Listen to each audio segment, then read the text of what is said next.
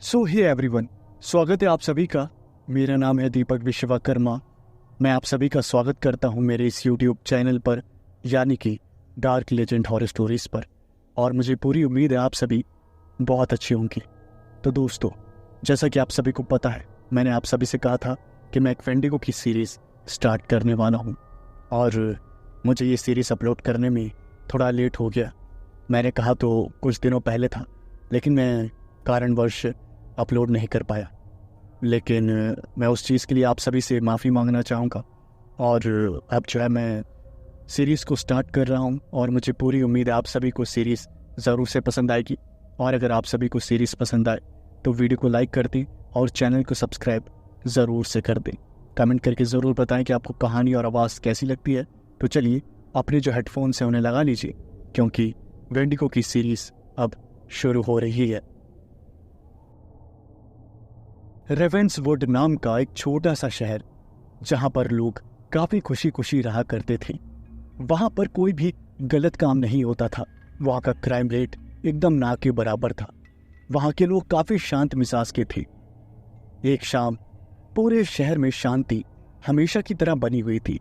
हर कोई अपने अपने कामों में लगा हुआ था, लेकिन किसी भी इंसान को इस बात का अंदाजा तक नहीं था कि उससे शांत शहर के एक जंगल में एक ऐसा काम चल रहा है जिसके कारण पूरे शहर वासियों की जो जान है वो खतरे में पड़ने वाली है। उस शहर में एक जंगल था जो ज्यादा बड़ा नहीं था, लेकिन घना बहुत ही ज्यादा था। वहां पर एक एक कदम आगे बढ़ाना बहुत ही ज्यादा मुश्किल था।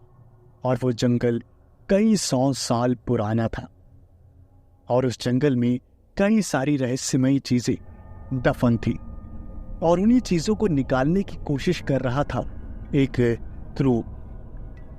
कुछ टीम मेंबर्स खुदाई कर रहे थे और कुछ साइंटिस्ट की टीम्स वहां पर चीजों पर रिसर्च कर रही थी। खुदाई करते करते जो खुदाई कर रहा था शख्स, उसके औजार पर एक अजीब सी आवाज आई।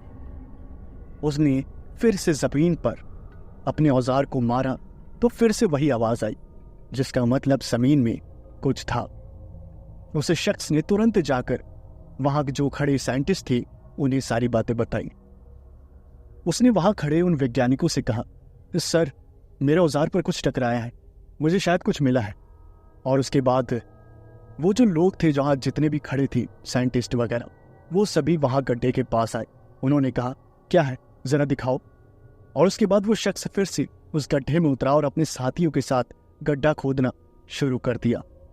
जैसे जैसे गड्ढा खुदता गया, वैसे वैसे वहां जितने भी वैज्ञानिक थे सबकी आंखें खौफ से चौड़ी हो गई, क्योंकि उस जमीन के अंदर दफन था एक बहुत ही विशाल आदमखोर जीव, जिसके जो सर था वो हिरन जैसा था और सर पर सींगें थी।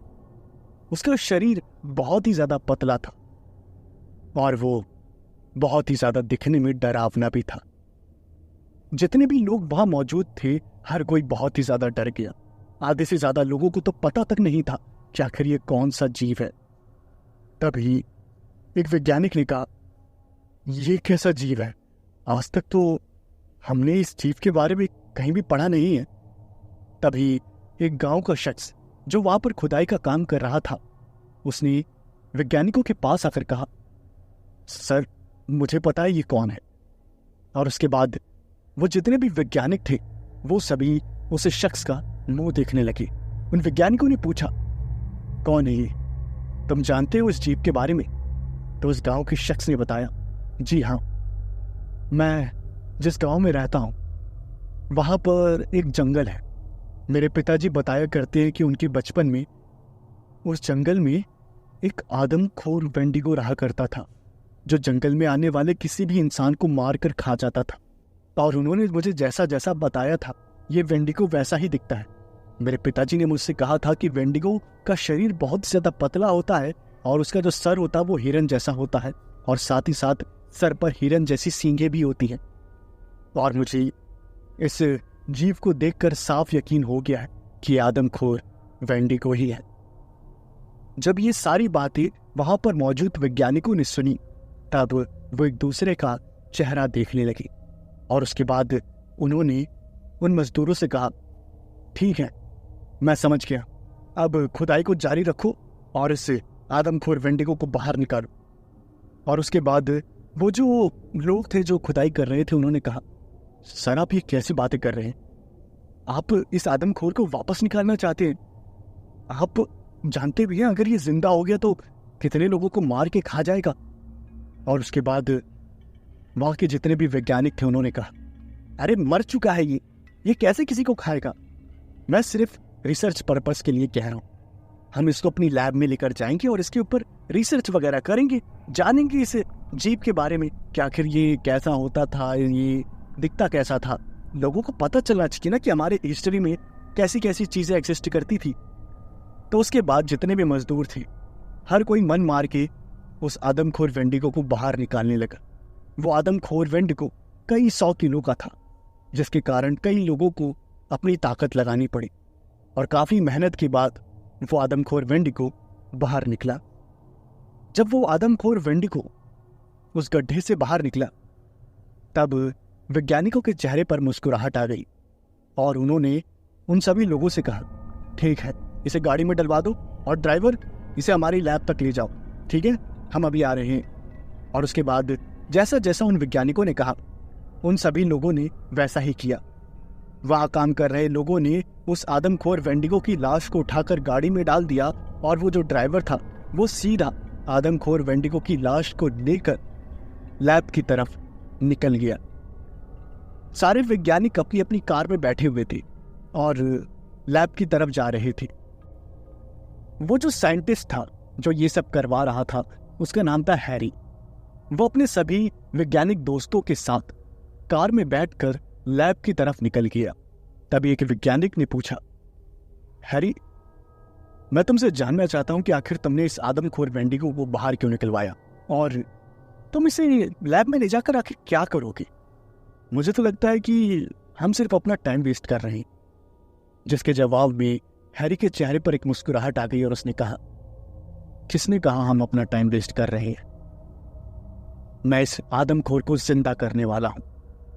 जैसे ये सारी बातें वहां पर मौजूद वैज्ञानिकों ने सुनी तब उन सभी ने कहा, क्या तुम्हारा दिमाग खराब हो गया है? तुम इस राक्षस को जिंदा करने की बात कर रहे हो? क्या तुम्हें अंदाजा भी है अगर ये एक बार जिंदा हो गया तो कितनी जाने जाएंगी? और उसके बाद हैरी ने कहा, अरे आप सभी तो पहले ही हाइपर हो जाते हैं, पहले मेरी पूरी बात तो सुनिए। मेरे कहने का मतलब है कि मैं इसे जिंदा करूंगा और उसके बाद मैं इसके दिमाग में एक ऐसी चिप लगा दूंगा जिसकी वजह से ये सिर्फ हमारी बातें सुनेगा, समझे आप? और ऐसे ही मैं इसके डीएनए से और भी वेंडिगोस को तैयार करूंगा। इन वेंडिगोस की ताकत इंसानों से कई गुना ज्यादा होती है। ये बहुत ही खतरनाक तरीके से लड़ सकते हैं। सोचिए, अगर हम ऐसी एक फौज बनाकर अपनी सरकार को दें तो हमें कितना ज्यादा प्रॉफिट होगा, हमें कितना सारा पैसा मिलेगा। एक बार इस बारे में सोचिए तो जितने भी वैज्ञानिक थे वो सभी इस बात से सहमत नहीं थे, लेकिन कुछ वैज्ञानिक हैरी की बातों से सहमत हो गए। उन्होंने कहा, हाँ ये तो तुम ठीक कह रहे हो, अगर हमने ऐसा कर दिया तब सरकार हमें मुंह मांगे पैसे देगी और हमारी 7 पुश्तें भी ऐश करेंगी। तो मैं तो रेडी हूँ इस प्लान के लिए। हैरी के साथ 2-3 जो वैज्ञानिक थे वो सभी मिल गए और बाकी के जो वैज्ञानिक थे वो सभी इस फैसले से बिल्कुल भी खुश नहीं थे, इसलिए वो हैरी का साथ छोड़कर वहां से चले गए। हैरी अपने साथियों के साथ लैब में आ गया जहां पर वो वेंडिगो की लाश एक बर्फ की सिल्ली पर पड़ी हुई थी और वो सभी वैज्ञानिक जो थे वो उस वेंडिगो की लाश को ऊपर से नीचे तक अच्छी तरह से देख रहे थे। एक वैज्ञानिक ने पूछा, बताइए सर, हमें क्या करना है? और उसके बाद हैरी ने कहा, मैं तुम्हें एक फॉर्मूला बताता हूं, उस फॉर्मूले का यूज करके एक एंटीडोट बनाओ और उस एंटीडोट को इस शरीर में इंजेक्ट करो। और उसके बाद दूसरे वैज्ञानिक ने पूछा, अच्छा सर मैं क्या करूं? उसके बाद हैरी ने कहा, तुम एक काम करो, इस आदमखोर वेंडिगो का जो डीएनए है उसे टेस्ट करो, क्या हम उस डीएनए से इसके जैसे और बना सकते हैं? और उसके बाद वो जो दूसरा साइंटिस्ट था उसने कहा, ठीक है सर, मुझे थोड़ा समय दीजिए। हर कोई अपने अपने काम में लग गया और हैरी भी उस आदमखोर वेंडिगो को देख रहा था। हैरी को सिर्फ अपनी पड़ी थी। उसे यही लग रहा था कि जब वो इस आदमखोर वेंडिगो की एक फौज को तैयार करके सरकार को सौंप देगा, तब सरकार उसे मुंह मांगे पैसे देगी। और इसी चीज का सपना देखते देखते हैरी काफी दिल से मेहनत कर रहा था। कई महीनों तक हैरी और उसके जो साथी थे वो उस वेंडिगो पर अलग अलग एक्सपेरिमेंट करते रहे, अलग अलग दवाइयों से उसे जिंदा करने की कोशिश करते रहे, लेकिन सारी कोशिशें नाकामयाब हो रही थी। जितने फॉर्मूले उन्होंने बनाए थे सब फेल हो गए और जितने भी साथी थे हैरी की, सबकी हिम्मत टूटने लगी। एक रात जब वो सभी बैठे हुए थे, तभी उन वैज्ञानिकों ने हैरी से कहा, सर, आपके कहने में हमने इस प्रोजेक्ट में हाथ तो डाल दिया, लेकिन अभी तक हमें कोई कामयाबी नहीं मिली है और मुझे समझ नहीं आ रहा कि आखिर ये वेंडिगो जिंदा होगा कैसे। जितना भी मुझे नॉलेज था मैंने सब इस्तेमाल करके हर फॉर्मूला तैयार किया, लेकिन मुझे कोई फायदा नजर नहीं आ रहा सर। और उसके बाद हैरी ने मुस्कुराते हुए कहा, तुम्हें क्या लगता है सरकार हमें फ्री में मुंह मांगे पैसे दे देगी? हाँ, हमें थोड़ी बहुत तो मेहनत करनी पड़ेगी ना। और एक बार अगर हम अपने प्रोजेक्ट में सक्सेसफुल हो गए तो तुम्हें पता भी हमें कितना पैसा मिलेगा। तुम्हारी 7 पुश्ते क्या 10 पुश्ते बैठकर आराम से खा सकेंगी, समझे तुम? पैसा ही पैसा होगा, जो चाहोगे वो तुम खरीद सकते हो, समझे?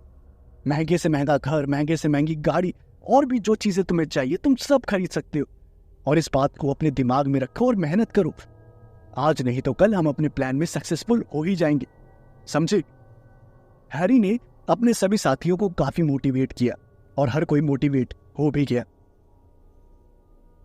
काफी महीनों की रिसर्च के बाद हैरी ने एक ऐसा फॉर्मूला तैयार किया जिसे शरीर में इंजेक्ट करते ही कोई भी पुरानी से पुरानी लाश को जिंदा किया जा सकता था। हैरी ने अपनी पूरी नॉलेज, कई सालों का एक्सपीरियंस लगा के उस फॉर्मूले को रेडी किया और रात को आकर वो उस आदमखोर वेंडिगो की लाश को घोरने लगा। और उसने एक बहुत ही बड़े इंजेक्शन में उस फॉर्मूले को लेकर उसने वेंडिगो के शरीर के अंदर इंजेक्ट कर दिया और 10 मिनट तक वो उस वेंडिगो को देखता रहा, लेकिन आधे घंटे तक भी कोई भी रिएक्शन नहीं हुआ। वो एक बेजान लाश की तरह आदमखोर वेंडिगो पड़ा रहा। और तभी वहां पर हैरी के साथी आ गया और उन्होंने कहा, सर, आपने वो फॉर्मूला इंजेक्ट कर दिया? और उसके बाद हैरी ने हाँ में सर हिलाया और हैरी के साथियों ने कहा, तो कुछ असर दिखा? और हैरी ने मुंह लटकाते हुए ना में सर हिलाया। हैरी के साथियों ने कहा, ठीक है सर, अब आइए, आप काफी मेहनत कर रहे हैं, आके खा लेते हैं, हमें भी बहुत भूख लगी हुई है। हैरी और उसके साथी वैज्ञानिक अपना खाना खाने लगे और खाना खाने के बाद वो सभी अपना मुंह वगैरह साफ कर रहे थे और एक साइंटिस्ट ने कहा, मैं आता हूं थोड़ी देर में बाथरूम से। और उसके बाद सभी साइंटिस्ट ने कहा, हाँ जल्दी आओ, अभी हमें और भी फॉर्मूले हैं, उन्हें भी तैयार करके देखना है, हमें पीछे नहीं हटना है, इस प्रोजेक्ट को सक्सेसफुल करना है। और उसके बाद सभी जो वैज्ञानिक थे उन्होंने हाँ में सर हिलाया और वो जो वैज्ञानिक था वो बाथरूम की ओर चला गया। सभी वैज्ञानिक अपना काम करने लगे और हैरी भी नए फॉर्मूले की खोज में निकल गया, क्योंकि उसे ऐसा लग रहा था कि पहले वाला जो फॉर्मूला है वो अनसक्सेसफुल हुआ। वो सभी अपना अपना काम कर ही रहे थे, तभी वो जो साइंटिस्ट था जो बाथरूम गया हुआ था, उसके चिल्लाने की बहुत तेज आवाज आई और उसकी चिल्लाने की आवाज सुनकर वहां पर मौजूद सभी जो वैज्ञानिक थे, हर कोई काफी ज्यादा चौंक गया। सभी साइंटिस्ट भागते हुए बाथरूम के पास पहुंचे ही थे, तो उन्होंने जो कुछ भी देखा उसे देखने के बाद उन्हें अपनी आंखों पर यकीन नहीं हुआ। उन्होंने देखा कि वो जो बाथरूम का दरवाजा था वो पूरा खून से रंगा हुआ था और दरवाजे के नीचे जो गैप था वहां से खून बह रहा था। सभी जो साइंटिस्ट थे उन सभी की हालत खराब हो गई। एक वैज्ञानिक ने तुरंत फोन निकाला और पुलिस को कॉल किया। बाकी के जो साइंटिस्ट थे उन सभी ने काफी हाईटेक वेपन निकाले जो उन्होंने सुरक्षा के लिए रखे हुए थे। उन सभी ने जैसे ही वेपन्स निकाले वैसे ही वो जो खून से लथपथ दरवाजा था वो अपने आप खुला, और उसके बाद अंदर का जो नजारा था उसे देखने के बाद जितने भी वैज्ञानिक थे सबकी पैंट जो थी वो गीली हो गई। उन सभी ने अंदर देखा कि वो जो साइंटिस्ट था उसकी लाश जो थी वो जमीन पर बिखरी हुई थी, वो भी टुकड़ों में। शरीर के हर अंग से खून बह रहा था और वो खून पूरे फर्श को गीला कर रहा था। तभी वहां से एक आवाज आई, और वो आवाज थी एक आदमखोर वेंडिगो की। और वो वेंडिगो उस साइंटिस्ट की लाश को चबा चबा कर खा रहा था। और जैसे ही उसने वो बाकी के जो वैज्ञानिक थे यानी कि हैरी और उसके साथी उनको देखा तो उसके चेहरे पर एक मुस्कुराहट आ गई, और उसने लैब की दीवार पर एक जोरदार घूंसा मारा, और घूंसा मारने से ही वहां की जितनी भी लाइटें थी वो धीरे धीरे करके फटने लगी, और वो जो वेंडिगो था वो आदमखोरों की तरह हंसने लगा। ये सब देखकर वो सभी साइंटिस्ट पागल से हो गए। हैरी और वो जितने भी साइंटिस्ट थे वो सभी वहां से भागने की कोशिश करने लगे। वो सभी कार की पार्किंग की तरफ भागे, और सभी जैसे ही कार की पार्किंग में पहुंचे तो उन्होंने लैब का जो दरवाजा था जो कई 100 किलो भारी था उसे बंद कर दिया, और उन्हें ऐसा लग रहा था कि वो आदमखोर वेंडिगो बाहर नहीं आ पाएगा। वो सभी एक कार में बैठ गए, और हैरी ने कार को स्टार्ट करने की कोशिश जो थी उसे शुरू कर दी, और वो कार स्टार्ट हो गई। हैरी उस कार को लेकर वहां से जा ही रहा था, तभी एक आवाज आई, और वो आवाज ऐसी थी जैसे कोई उस दरवाजे पर कोई भारी भरकम जीव घूंसे मार रहा हो। और 2-3 बार में ही वो जो कई 100 किलो वजनी दरवाजा जो था लैब का, उस दरवाजे के टुकड़े टुकड़े हो गए, और वो जो आदमखोर वेंडिगो था वो लैब से बाहर आ गया। हैरी और वो जो साइंटिस्ट थे वो सभी इतने ज्यादा बौखलाए हुए थे कि उन्होंने फुल स्पीड में कार को उस पार्किंग से बाहर निकाला, और वो नॉर्मल रोड पर पहुंच गए। उसके बाद उनकी जो कार की स्पीड थी वो 120 किलोमीटर पर आवर की रफ्तार से रोडों पर भाग रही थी। वो सभी बस उस लैब से बहुत दूर भाग जाना चाहते थे। उनके दिमाग ने इतना भयानक नजारा देखने के बाद काम करना बंद कर दिया था, और इसी कारण वो जो हैरी था जो कार को ड्राइव कर रहा था उसने कार से अपना बैलेंस खो दिया, और कार एक डिवाइडर से जाकर जोर से टकरा गई, और उस कार में एक बहुत ही भयानक ब्लास्ट हो गया। लेकिन ब्लास्ट होने के कारण जो लोग आसपास से गुजर रहे थे उन्होंने समय का सही फायदा उठाया और हैरी को उस कार से बाहर निकाल दिया। लेकिन वो हर साइंटिस्ट को कार से बाहर नहीं निकल पाए, और उससे पहले ही ब्लास्ट हो गया और 2 साइंटिस्ट की जान चली गई। उनके शरीर के टुकड़े रोड पर बिखर गए, और वहां पर एम्बुलेंस की आवाज आने लगी। वहां पर मौजूद लोग हर वैज्ञानिक को तो नहीं बचा पाए, लेकिन 2 वैज्ञानिकों की जान बच गई, जिसमें से एक हैरी था और उसका एक साथी था। उन दोनों को हॉस्पिटल पहुंचाया गया जहां पर उनका ट्रीटमेंट चला। वहीं दूसरी तरफ वो जो आदमखोर वेंडिगो था वो उस पार्किंग से बाहर निकल चुका था, और बिल्डिंग से बाहर निकलने के बाद उसने जब अपने आसपास इतने सारे लोगों को देखा तो वो पागल सा हो गया। उसके सामने उसे जहां नजर आता तो उसे सिर्फ खाना नजर आता। उस आदमखोर ने आम लोगों को मारना शुरू कर दिया। वो कई बार में 1-1 दर्जन लोगों को मार देता था, और कईयों को पकड़कर अपने साथ जंगल में लेकर गायब हो जाता था। उस आदमखोर वेंडिगो ने एक ही रात में 100 से ज्यादा लोगों को मौत के घाट उतार दिया, और पूरा जो शहर था उसमें लॉकडाउन लगा दिया गया, और हर कोई अपने घर से बाहर नहीं निकल रहा था। और जब रोड पूरी खाली हो गई तब ना चाहते हुए भी उस आदमखोर वेंडिगो को जंगल में वापस जाना पड़ा जहां से वो आया था, और उसके बाद वो उस जंगल से बाहर नहीं निकल रहा था। ये सारी चीजें गवर्नमेंट तक पहुंच गई, और गवर्नमेंट को समझ नहीं आ रहा था कि आखिर ये आदमखोर वेंडिगो ऐसे आया कहां से?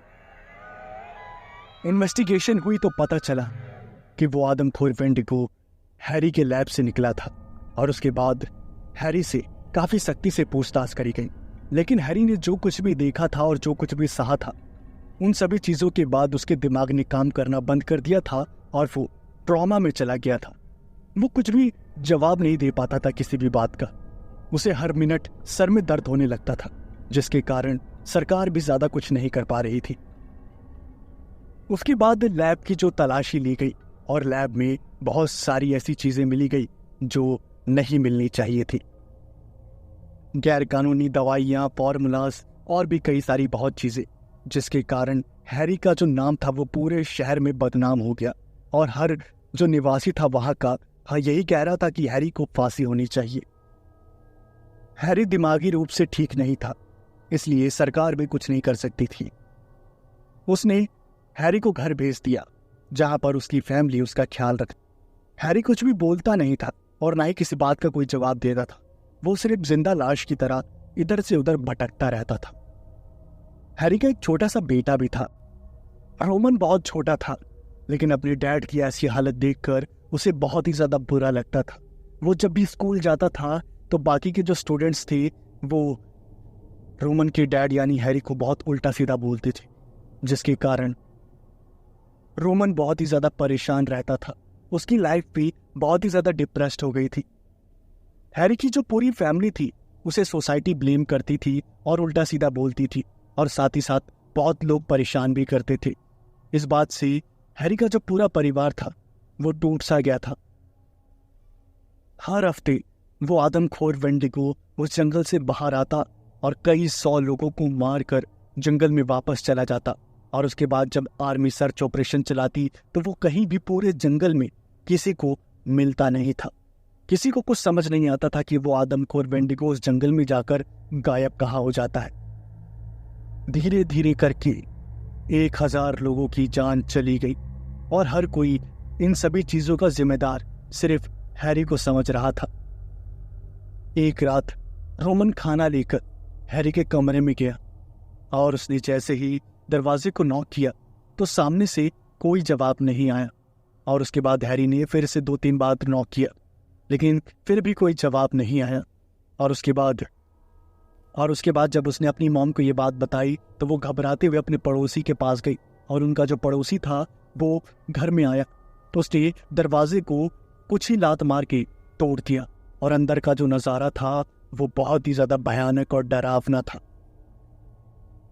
हैरी और हैरी की मॉम ने और वो जो पड़ोसी था उसने देखा कि हैरी पंखे से लटका हुआ है और उसके मुंह से खून बह रहा है। उसने आत्महत्या कर ली थी, और साथ ही साथ उसने एक चिट्ठी भी छोड़ी हुई थी जिसमें लिखा हुआ था, मुझे माफ कर दो, मेरी वजह से तुम्हारी बदनामी हो रही है, हमारे बेटे को परेशान किया जा रहा है और इन सभी चीजों का जिम्मेदार सिर्फ मैं हूं, मुझे माफ कर दो। मेरी वजह से कई 1000 लोगों की मौत हो गई और इस बोझ के साथ मैं जिंदा नहीं रह सकता।